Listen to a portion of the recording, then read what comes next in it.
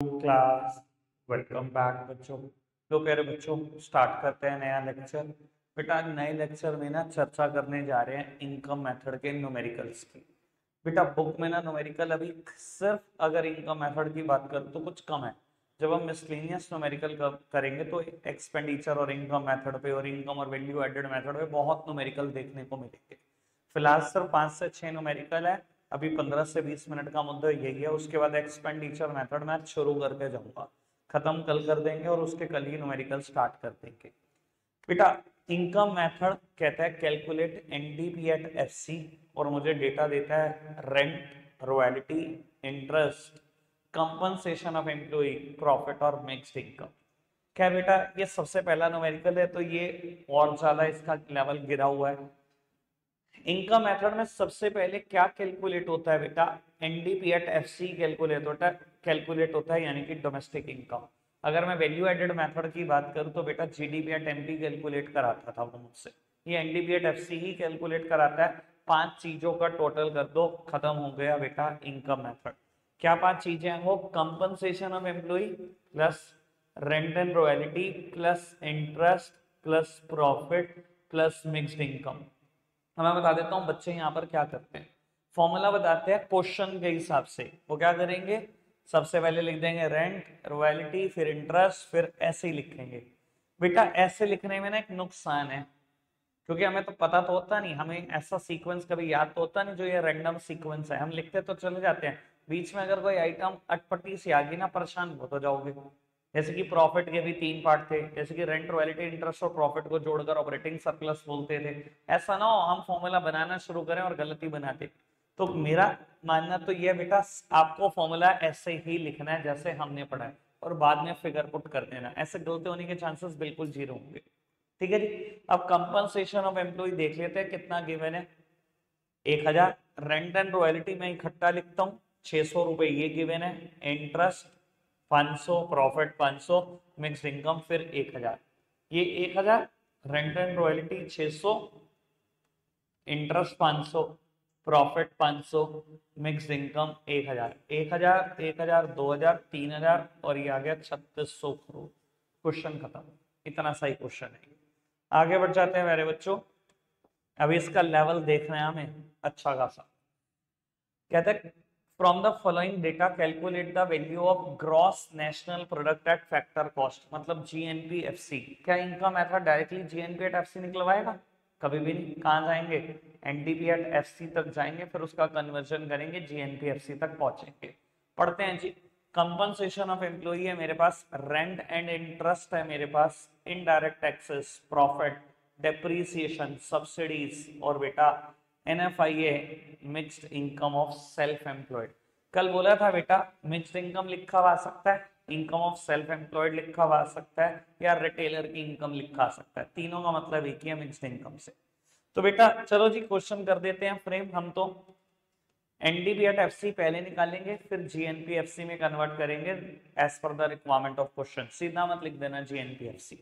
Compensation of employ plus rent and royalty plus interest plus profit और mixed income. Compensation of employ पिछले page पर था, पिछली side पर 12000, रेंट और इंटरेस्ट 1800। ये 12000 रेंट और इंटरेस्ट मिलाकर 1800। देख लो जी प्रॉफिट और मिक्स्ड इनकम भी है होगी कहीं ना कहीं। प्रॉफिट्स ये रहे 1500, mixed income 1300। Profits 1500, mixed income 1300। ये हो गया बेटा 2800 रुपए, 4600, 16600 करोड़। ये एनडीपीएट है। क्वेश्चन ने निकालने को क्या कहा? GNPFC. Requirement on the left hand side, similar sense की term right hand side. N को जी में कन्वर्ट करना हो प्लस दैट, डी को एन में कन्वर्ट करना हो plus N F I A. NDP at FC 16600 crore. Depreciation बेटा देख लेते हैं। Depreciation 1100, depreciation 1100, N F I A 120 minus का 1100 रुपए प्लस माइनस के 120। ये बेटा 17700 हो गया, यानी कि 17580 करोड़ हो गया। लो जी कोई दिक्कत तो नहीं, इजी वन। आगे बढ़े। एक आध क्वेश्चन आपका है फिर जब मुश्किल आएगा तो मैं पार्टिसिपेट करूंगा। ये आप करना चाह कैलकुलेट नेशनल इनकम, स्क्रीन पर ही हूं मैं, कोई प्रॉब्लम है पूछ सकते हो।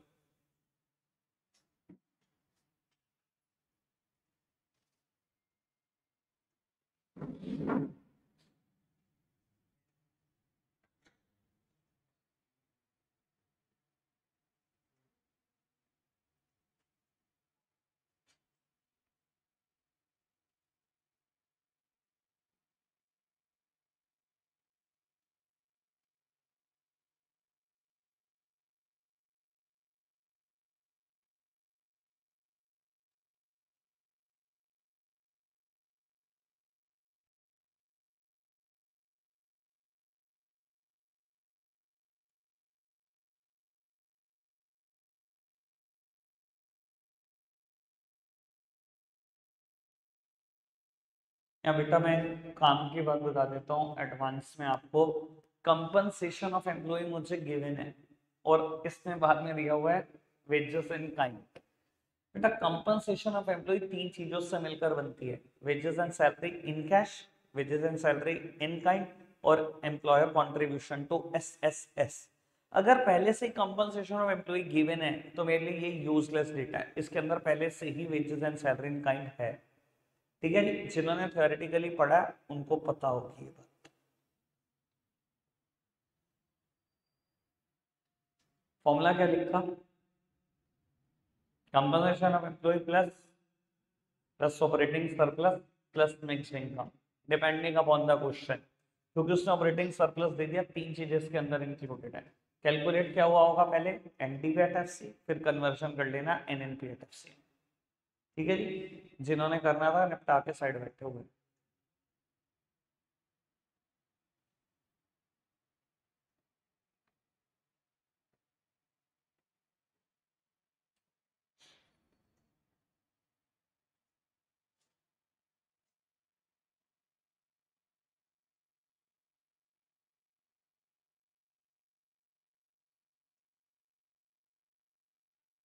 करते हैं आगे, चल।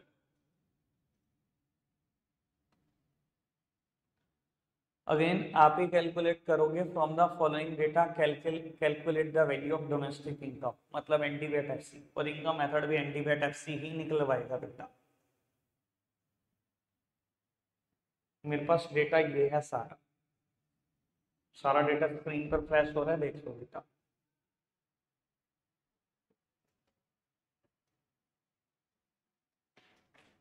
सर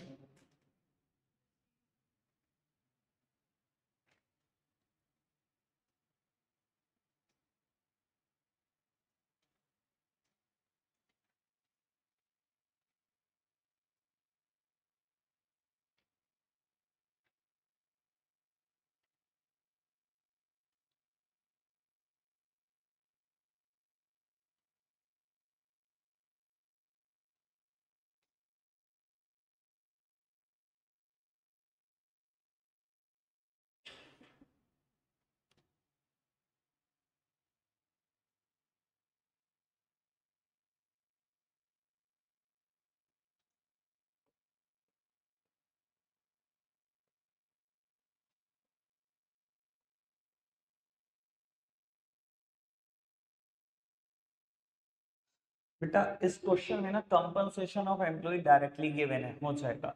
ये रेंट और इंटरेस्ट गिवन है, हो गया। प्रॉफिट गिवन नहीं है। प्रॉफिट के तीन कंपोनेंट होते हैं, कल समझे थे, कॉर्पोरेट टैक्सेस, डिविडेंड और रिटेन अर्निंग। अब ये देखो, ये रहे कॉर्पोरेट टैक्सेस प्लस डिविडेंड, ये रहा डिविडेंड 940 प्लस रिटेन अर्निंग, ये रहा बेटा retain earning undistributed profit. Retain earning क्या होता है, जो पैसे बिजनेस में बने अभी डिस्ट्रीब्यूट नहीं करेंगे, अनडिस्ट्रीब्यूटेड प्रॉफिट यानी कि 300। तो ये ऐसे बनेगा प्रॉफिट। इस क्वेश्चन में एक ही पंगा था, बस वही था, बाकी सब इजी है। डन, बढ़िया आगे चलो। अब आप नहीं करेंगे ये क्वेश्चन, 24 मुझे करने दो, 25 26 पहले मौका आपको दूंगा, हो गया ठीक, नहीं तो मेरा। अब वो 24 क्वेश्चन करते हैं, पढ़ते हैं आराम से। From the following info estimate value of output. एक काम करो, फर्स्ट पार्ट आप कर दो, सेकंड और थर्ड मेरा। वैल्यू ऑफ आउटपुट तो निकाल ही दोगे, sales plus change in stock, उसमें तो कुछ है ही नहीं। खैर ये तो हो गया, ये दोनों का टोटल करो 11,225, खत्म हो गया पहला पार्ट, इतना ही है। मेरी तरफ देखना बेटा, सेकंड पार्ट। अब प्लीज जरा सामने देखना, मुझे ना कुछ चीज समझानी है यहाँ से। बेटा सेकंड पार्ट कहते हैं net value added at factor cost. मुझे निकालना है net value added at factor cost. मतलब क्या निकालना है? NDV at net value added at factor cost किसके बराबर होता है? एनडीवीएट एफसी के। लेकिन ना मैं बता देता हूँ, यहाँ बच्चे ना थोड़े से ज्यादा होशियार बनते हैं। बच्चे कहते हैं अच्छा एनडीवीएट एफसी निकालना है, अच्छा इनका मेथड और डायरेक्टली एनडीवीएट एफसी निकलवाता है, सीधा इनका मेथड निकालता हूँ, मेरा आंसर आ जाएगा। भैया नहीं, अगर उसने कहा है नेट वैल्यू एडेड एट उस फैक्टर कॉस्ट चाहिए, तो उसको चाहिए वैल्यू एडेड मेथड से। तो ये गलती मत कराना पेपर में बिल्कुल, ठीक है जी। तो वैल्यू एडेड मेथड तो डायरेक्टली एनडीवीएट एफसी वैसे भी नहीं निकलवाता, यानी कि हमें पहले क्या निकालना पड़ेगा? जीडीवीएट एमपी निकालना पड़ेगा। किसके बराबर होता है? Value of output minus intermediate consumption. Value of output अभी हमने फर्स्ट पार्ट में कैलकुलेट करा, 11,225 है। अच्छा माइनस कराओ intermediate consumption. Purchase of raw material दिया हुआ है इंटरमीडिएट कंजम्पशन के नाम पर, और कुछ है ही नहीं, 2625। ठीक है, 2625 माइनस कर दिया, यानी कि ये आ गया 8600। कैलकुलेट करो अब NDV at FC. GDP at MP को एनडीवी एट एफसी में कन्वर्ट करेंगे, माइनस डेप माइनस है 90। चलो जी, डेप्रिसिएशन माइनस करना बेटा 500। एनआईटी डायरेक्टली गिवन नहीं है, आईटी माइनस सब्सिडी 1200 माइनस 400 है।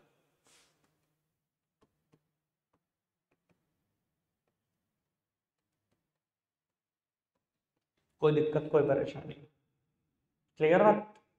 आगे बढ़े, थर्ड पार्ट पढ़ना, मजा आ जाएगा आपको पढ़ के। कहते हैं prove that income generated is equals to net value added at factor cost. अभी मैंने net value added at factor cost निकाला। कहते हैं प्रूव कर दो इनकम जनरेटेड हमेशा इसके बराबर होती है। इनकम जनरेटेड मतलब इनकम मेथड का फॉर्मूला लगाओ, उससे क्या निकलेगा? एनडीपीएटएफसी। कहता है प्रूव कर दो ये जो net value added at factor cost निकाला है, मतलब जो हमने एनडीपीएटएफसी निकाले वैल्यू एडेड मेथड से, और जो अभी हम इनकम मेथड से निकालने वाले एनडीपीएटएफसी, वो दोनों बराबर है। तो ये प्रूव करने को कह रहा है, तो निकालने भैया हम इनकम मेथड से एनडीपीएटएफसी। एनडीपीएटएफसी किसके बराबर होता है? Compensation of employ, rent and royalty plus interest plus profit plus mixed income. देखते हैं जी कंपनसेशन ऑफ एम्प्लॉय। बेटा वेजेस एंड सैलरी गिवन है मुझे 3460, ठीक है। ऑपरेटिंग सरप्लस गिवन है मुझे 3740 और 3460, 3740 और मिक्स्ड इनकम 100 रुपए। 3460 मिक्स्ड इनकम 100 रुपए और ऑपरेटिंग सरप्लस, जो इन तीनों को मिलाकर बनता है वो है बेटा 3740। ये आ गया 7300 करोड़, जो कि बिल्कुल बराबर है। प्रूव हो गया। अब काम की बात सुनो बेटा, जब हमने इसको प्रूव कर ही दिया है, अब इसका सीधा सीधा सा मतलब बताता हूँ। कोई मेथड हो, वैल्यू एडेड, इनकम, और अभी मैं थोड़ी देर में एक्सपेंडिचर मेथड शुरू करने वाला, तीनों में से कोई मेथड लगाओ। अगर डोमेस्टिक इनकम निकाल रहे हो, मतलब एनटीपीएटएफसी, हमेशा बराबर है सारे मेथड की। अगर नहीं आ रही तो कुछ गड़बड़ आपने की है। नेशनल इनकम निकालो किसी मेथड से, हमेशा बराबर है। अब ध्यान रख लेना, अब मैं इस प्रॉपर्टी का बार बार यूज करूंगा कि एनडीपीएटएफसी वैल्यू एडेड मेथड का चाहे इनकम मेथड हमेशा बराबर होता है। क्लियर? कैसे यूज करूंगा इसकी एप्लीकेशन सिखाता हूं अगले क्वेश्चन। क्वेश्चन बढ़ेंगे बेटा, क्वेश्चन नंबर 25 कहता है कैलकुलेट ऑपरेटिंग सरप्लस। मुझे क्या निकालना है? Operating surplus. अब मैं बताता हूँ बेटा, जब डेटा पढ़ोगे ना तो कहीं ना कहीं डेटा वैल्यू एडेड मेथड का भी है और कहीं ना कहीं डेटा इनकम मेथड का भी है। करना क्या समझते हैं। वैल्यू एडेड मेथड का फॉर्मूला लगाओ, कहां पहुंचोगे? जीडीपी एमपी, उसका कन्वर्जन करो एनडीपीएटएफसी, पहुंच गए एनडीपीएटएफसी तक। अब एनडीपीएटएफसी जो उसका आया और जो इनका मेथड का था बराबर है, अभी ये प्रूव किया हमने। तो उस एनडीबीएट एफसी को बराबर रख दो इनकम मेथड के, मतलब compensation of employ, rent and royalty, interest, profit और फिक्स्ड इनकम। ठीक है, वो जो एनडीबीएट एफसी मैंने वैल्यू एडेड मेथड से निकाला उसकी फिगर पुट कर दी, कंपनसेशन ऑफ एम्प्लॉय और मिक्स्ड इनकम की फिगर पुट कर दी, जो बचेगा वो ऑपरेटिंग सरप्लस है। समझ में आई बात? वैल्यू एडेड मेथड से शुरू करके इनकम मेथड तक पहुंच। ठीक है, सेम क्वेश्चन 25, सेम क्वेश्चन 26 और बेटा न्यूमेरिकल खत्म इनकम मेथड के। 5 मिनट आपके पास, दोनों मुझे फटाफट से करके दे दो, कोई प्रॉब्लम आती है पूछ लो, मैं एक्सपेंडिचर मेथड शुरू कर जल्दी से।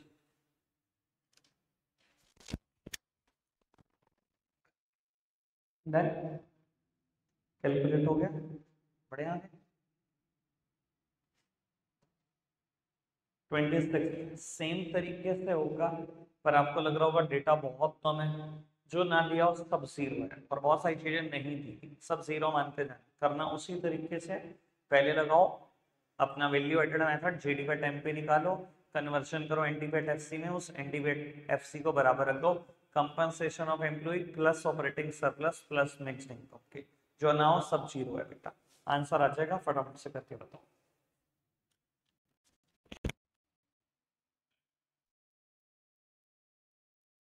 स्टार्ट कर रहे हैं हम expenditure method without a further delay, और काफी पोर्शन समझ के जाना है थ्योरेटिकली इसका।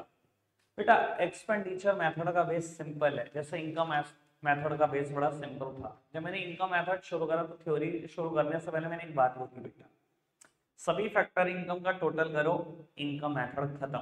ऐसे ही शुरुआत की थी। एक्सपेंडिचर मेथड में भी बड़े काम की बात बेटा, हमने ना इकोनॉमी में 4 सेक्टर पढ़े, house hold sector, firm sector, government sector, foreign sector. चारों सेक्टर का खर्चा जोड़ो, खत्म एक्सपेंडिचर। इतना सिंपल है बेटा, समझाने के लिए आगे की बात करो।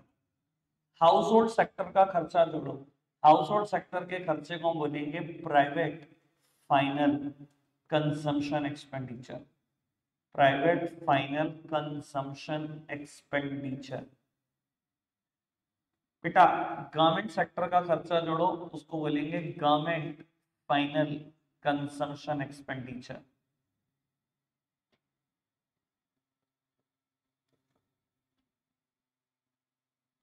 फर्म सेक्टर के खर्चे को बोलेंगे gross domestic capital formation, gross domestic capital formation.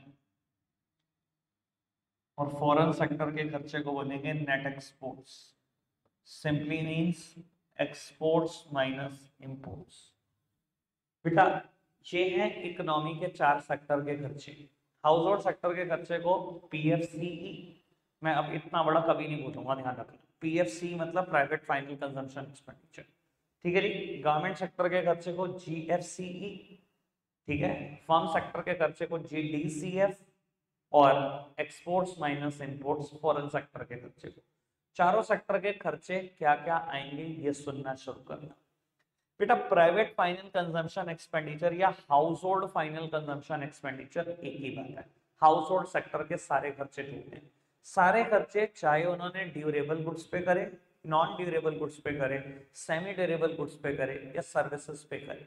आपको याद होगा ये वर्ड मैंने चारों पहले भी कभी बोले। फाइनल गुड्स के 2 पार्ट होते थे, कंजम्पशन गुड्स और कैपिटल गुड्स। कंजम्पशन गुड्स में मैंने यही चारों नाम लिए। हाउस होल्ड सेक्टर कहीं खर्चा करे, इधर ऑन द ड्यूरेबल गुड्स और on the semi durable goods और on the non durable goods और ऑन द सर्विसेज, सब जोड़ देना। बेटा ड्यूरेबल गुड्स सब समझते हैं, जिनका लाइफ स्पैन काफी बड़ा होता है। एक बेटा कंज्यूमर, जैसे हम सब कंज्यूमर, हमारे घरों में लगा हुआ बेटा एसी, वॉशिंग मशीन, रेफ्रिजरेटर, ठीक है, लाइफ बहुत बड़ी है। इन गुड्स को बोलते हैं semi durable, sorry durable goods. Semi durable goods क्या होते हैं, जिनका life span up to 1 year होता है। क्लॉथ्स, क्रॉकरी, शूज, ये बेटा जनरली सेमी ड्यूरेबल माने जाते हैं। और नॉन ड्यूरेबल गुड्स जो बेटा 1 यूजेस में खत्म हो जाएंगे और फ्यू यूजेस में खत्म हो जाएंगे, या एक इस्तेमाल में या कुछ इस्तेमाल में, जैसे कि fruits, vegetables, bread, butter, jam, shampoo, ये सब चीजें एक इस्तेमाल में या कुछ इस्तेमाल में खत्म हो जाएंगे, नॉन ड्यूरेबल है।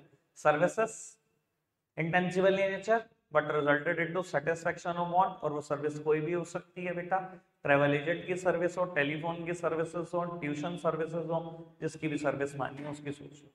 सारा खर्चा जो हाउस होल्ड इन 4 जगह पे करता है सब जोड़ देना, लेकिन काम की बात, ड्यूरेबल गुड्स में बेटा एक चीज नहीं जोड़नी, ड्यूरेबल में बेटा उसका घर नहीं जोड़ना। क्यों नहीं जोड़ना बेटा, वो कल पता लग जाएगा, वो आज मेरा मुद्दा पहुंच नहीं पाऊंगा वहां तक। बेटा घर ना किसी और जगह पे जोड़ेगा, इसलिए यहां नहीं छोड़ना। दूसरी बात बेटा, इसमें ना सिर्फ हाउस होल्ड सेक्टर के खर्चे नहीं आएंगे, एक और एंटिटी है जिसके खर्चे आएंगे। कौन सी एंटिटी है बेटा? Private NPO serving the household, private NPO serving the household. NPO सब समझते हैं क्या मतलब होता है? एनपीओ मतलब not for profit making organisation, जो प्रॉफिट कमाने के उद्देश्य से नहीं बनी। सर बहुत सारी आप देखोगे प्राइवेट एनपीओ दुनिया में जो एग्जिस्ट करती हैं और हाउस होल्ड के भले के लिए काम करती हैं। मैंने वर्ड स्पेसिफाई करा बेटा private NPO, I am not talking about government NPO. बेटा गवर्नमेंट अगर एनपीओ है तो गवर्नमेंट के खर्चे में गवर्नमेंट फाइनल कंजम्पशन एक्सपेंडिचर में लेता हूँ, इसलिए मैंने वर्ड लिखा प्राइवेट एनपीओ। समझाने के लिए एग्जांपल देता हूँ बेटा, आपके आसपास बहुत सारी ऑर्गेनाइजेशन होंगी जो जिन्होंने कोविड के दौरान सर्व किया होगा हाउस होल्ड। ठीक है, नोएडा में एक ऑर्गेनाइजेशन बनी थी जहां मैं रहता हूँ बेटा, नाम था लंगर फॉर हंगर, और वो सर्व करते थे सभी उन हाउस होल्ड को जो बेचारे बहुत गरीब थे, जिनके पास इनकम का कोई साधन नहीं था। उन्होंने भैया उनको कई महीनों तक, कुछ सालों तक खिलाया। किसको सर्व कर रहे हो? हाउस होल्ड को तो सर्व कर रहे हो, खर्चा तो हाउस होल्ड के लिए ही हो रहा है। तो हाउस होल्ड के क्योंकि सारे खर्चे यहाँ आते हैं, तो अगर कोई खर्चा हाउस होल्ड के लिए हो रहा है वो यही है। ठीक है, ऐसे ही आपने देखा होगा रोटरी क्लब ने बहुत कुछ किया, लायंस क्लब ने बहुत कुछ किया गरीबों के लिए, तो उस टाइम बहुत सारी ऑर्गेनाइजेशन सामने आई थी ना बेटा। यही है private NPO serving the house hold. कोई दिक्कत कोई परेशानी तो नहीं, समझ में आती है बात? बेटा government final consumption expenditure, government के खर्चे भी जोड़ दो। तो स्पेसिफिकली अभी मैं बोलूंगा, लेकिन मैं बता देता हूँ, गवर्नमेंट ने लॉ एंड ऑर्डर मेंटेन करने के लिए कोई खर्चा करा, जोड़ दो। गवर्नमेंट ने एडमिनिस्ट्रेशन के लिए कोई खर्चा करा, जोड़ दो। गवर्नमेंट ने डिफेंस के लिए कोई खर्चा करा, जोड़ दो। ये तो जोड़ ही दो, पर मैं स्पेसिफिकली 4 बातें चाहता हूँ आपसे जो आप याद रखो। ठीक है, मैं लिखूंगा नहीं, बहुत बड़ी बड़ी बातें बेटा, कोशिश करूंगा 2 बार बोल दूंगा, उससे बेटर होगा बेटा। ठीक है, लिखने में बहुत टाइम जाएगा। सबसे पहली बात, compensation of employ paid by the government. बेटा गवर्नमेंट के मेजर एक्सपेंसेस में से एक चीज है। आपको पता है ना बेटा, कितने सारे सरकारी डिपार्टमेंट है, खाली एक जिले की बात कर लो, उसमें इतने सारे सरकारी लोग काम कर रहे हैं बेटा, जो सरकारी नौकरियों पे हैं। गवर्नमेंट कितना पे करती है भैया सैलरी, कभी सोचिए। कहता सबसे पहले तो वही जोड़ दो, गवर्नमेंट का मेजर खर्चा तो वही है, compensation of employ paid by the government. बाबू मैं हमेशा बात करता हूँ, अगर मैं एक जिले की बात करूँ ना, इतने सरकारी डिपार्टमेंट है कि दिमाग घूम जाएगा सोच सोच के। आपको पता है क्या कितने सरकारी हॉस्पिटल हैं? हमें लगता है बस एक ही हॉस्पिटल है सहारनपुर में, बड़ा हॉस्पिटल जिसको हम बोलते हैं। जिस दौरान वैक्सीनेशन हो रहा था ना, जब स्लॉट खुलते थे, भाई साहब देख के हॉस्पिटल में दंग रह जाता था, ये कहाँ कहाँ हॉस्पिटल है, हमारे आसपास ही है। देखा तो आपने भी होगा ना यार, 36 से 37 हॉस्पिटल आते हैं सहारनपुर डिस्ट्रिक्ट की टेरिटरी में, जो सरकारी हैं। कोई होगा आपको लगता है डॉक्टर 50,000 से कम पे? समझो, तो सोचो तो सही कितनी सैलरी है। सरकारी स्कूल्स कितने हैं? 40 के ऊपर है, जो सहारनपुर डिस्ट्रिक्ट में आते हैं। कितनी सैलरी टीचर्स की है? 50,000 से कम वाला कोई बिरला ही होगा कोई। Income tax department, GST department, Saharanpur नगर निगम का इतना स्टाफ, यह सब कुछ सरकारी पे कर रही है इनकी सैलरी। तो अब ये समझो बेटा, सरकार का मेजर खर्चा है कि नहीं है, ये तो आप डिसाइड करो। बहुत बहुत बहुत, मतलब डिटरमाइन नहीं कर सकते, इतने अरब करोड़ रुपए सरकार सिर्फ सैलरियों पर खर्चती है सर। तो compensation of employ paid by the government, पहला खर्चा सरकार का, ये जोड़ो। मैंने कहा स्पेसिफिक 4 बातें याद रखना, पहली ये याद रखना। दूसरी बात, direct purchases from abroad for the embassies and consulates located abroad. बेटा अगर मैं कहूं Indian embassy in south Africa is the part of domestic territory of India only, लेकिन अगर एक बात बताओ, वो जो साउथ अफ्रीका की टेरिटरी में लोकेटेड इंडियन एम्बेसी है, वो ठीक है डोमेस्टिक टेरिटरी ऑफ इंडिया का पार्ट है। बाबू अगर आप उसके अंदर कोई खर्चा करना चाहते हो, ठीक है जी, कुछ छोटे मोटे खर्चे हैं क्या बेटा, वो सबके लिए मतलब सरकार सारा सामान यहीं से बेचती होगी क्या? मान लो आप प्रिंटर के पेपर चाहिए तो इंडिया से जाते होंगे क्या? अब्रॉड से खरीद लेते होंगे ना, या इंडिया से जाते होंगे? ऑब्वियसली अब्रॉड से खरीदते होंगे। अगर वहां के लोगों को चाय पीनी है या ग्रीन टी पीनी है और वो इंडिया से जाती होगी बन के, अभी रुको एयर इंडिया की फ्लाइट आ रही है चाय लेके, ऐसे? ऑब्वियसली नहीं ना। तो बेटा अगर कहीं पर भी दुनिया के किसी भी देश में इंडियन एम्बेसी इंडियन कॉन्सुलेट्स है तो वहां पे जो खर्चे होते हैं बेटा उसी देश से खरीद कर ही होते हैं खर्चे सामान को। तो कहता है direct purchases from abroad for the embassies and consulates located abroad, ये खर्चा भी याद रखना। ठीक है जी, आगे बढ़ते हैं बेटा। तीसरी बात और चौथी बात इकट्ठे ही समझ में आएंगी, इकट्ठे ही सुन लो। एक ऐड करना है, एक minus. Intermediate consumption of government add करना है, माइनस करना है sale of goods and services by the government, sale of goods and services. देखो पहली बात मैं बता देता हूँ, मेरा पर्पस किसी भी आदमी किसी इंटरमीडिएट कंजम्पशन को जोड़ना नहीं है, ये खर्चे को निकालने का एक स्पेसिफाइड तरीका है। मेरा पर्पस क्यों नहीं है बेटा, मैं पहले ही बोल रहा हूँ, government final consumption expenditure, private final consumption expenditure, मैं तो सिर्फ फाइनल गुड्स पर किए गए खर्चे की बात कर रहा हूँ। अगर मैंने वर्ड इंटरमीडिएट कंजम्पशन लिख दिया तो आप कहोगे ये तो आप इंटरमीडिएट कंजम्पशन जोड़ रहे हो। नहीं बेटा, ये खर्चा निकालने का एक तरीका है, और मैंने पहले भी बोला कि इसको आपको आइसोलेशन में पढ़ना ही नहीं है, ये दोनों वर्ड इकट्ठे पढ़े जाएंगे। इंटरमीडिएट कंजम्पशन को ऐड करो, sale of goods and service को माइनस करो। क्यों, क्या, ये कैसे, मैं एग्जांपल देकर बताता हूँ। बेटा सरकार ने क्या करा, एमएसपी तय कर दिया किसी क्रॉप का, नोन एज व्हीट। एमएसपी समझते हैं शायद, मिनिमम सपोर्ट प्राइस। ठीक है जी, हम जो किसानों के भले के लिए करते हैं बेटा, कि मार्केट में अननेसेसरी की फ्लक्चुएशन ना हो जाए प्राइस में, किसान ना मर जाए बेचारा, तो हम एमएसपी तय कर देते हैं। सरकार ने एमएसपी तय कर दिया, मान लो व्हीट का 15 रुपए किलो, ठीक है, और मार्केट प्राइस 15 रुपए किलो से कम चला गया, सारे किसानों ने बेटा क्रॉप बेच दी। सरकार ने 15 रुपए किलो में खरीद ली, और अपने राशन शॉप में यही व्हीट 3 रुपए किलो में बेचना शुरू कर दिया। 15 रुपए किलो खरीदा, 3 रुपए किलो बेचना शुरू कर दिया। प्रैक्टिकली सरकार ने खर्चा कितना किया पर केजी? 12 रुपए किलो। 12 रुपए किलो क्या सरकार का खर्चा है? बिल्कुल खर्चा है, जुड़ना चाहिए यहाँ पर जी, बिल्कुल जुड़ना चाहिए। अब देखो उस खर्चे को निकलवा कैसे। कहते हैं इंटरमीडिएट कंजम्पशन को ऐड कर दो। इंटरमीडिएट कंजम्पशन मतलब परचेज, यहाँ पर सरकार की परचेज कितनी, 15 रुपए किलो को ऐड कर दो। ठीक है, कहता है माइनस कर दो sale of goods and service को। कितने रुपए किलो का सामान बेच रहे हो? 3 रुपए किलो में बेच रहे हो। कहता है 3 रुपए किलो माइनस कर दो, मतलब 15 रुपए किलो ऐड कर दो, 3 रुपए किलो माइनस कर दो, अल्टीमेटली कितना ऐड कर दो? 12 रुपए किलो। तो ये लिखवाने का एक तरीका है और कुछ नहीं। अभी तक बात समझ में आती है? आगे बढ़ जाए, चलो और आगे नहीं बढ़ते आज, ठीक है, क्योंकि अगला मुद्दा वैसे भी बहुत लंबा है। ठीक है, कल करेंगे इसका डिस्कशन, रखते आज के लिए इतना ही है प्यारे बच्चों, बाय बाय।